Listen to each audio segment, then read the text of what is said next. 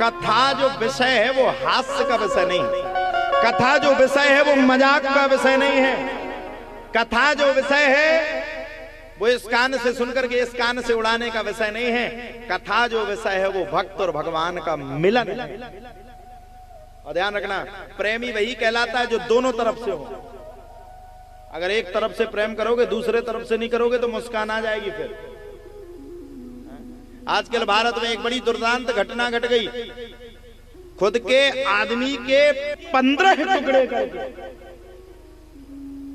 Drum में भरने वाली वो डाकनी कोई और नहीं, उसका नाम था मुस्कान। क्यों भरा? उसने बॉलीवुड की फिल्म को देखा।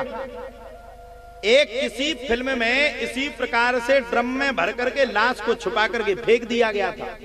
उसी ने उस फिल्म के तर्ज के अनुसार अपने पति के 15 टुकड़े करके ड्रम में भर के उसके ऊपर सीमेंट डाल के, बताओ साहब, हत्या तो संसार में होती लेकिन इतनी निर्मम हत्या।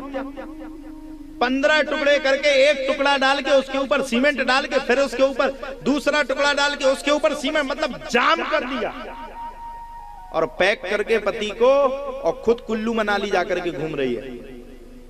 ये भारत की दुर्दशा।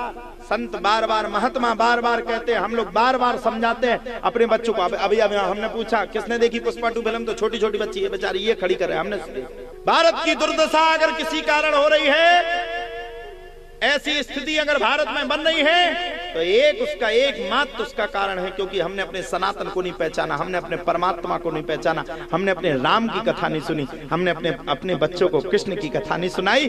इसलिए घोर कलयुग यहां पर आ गया।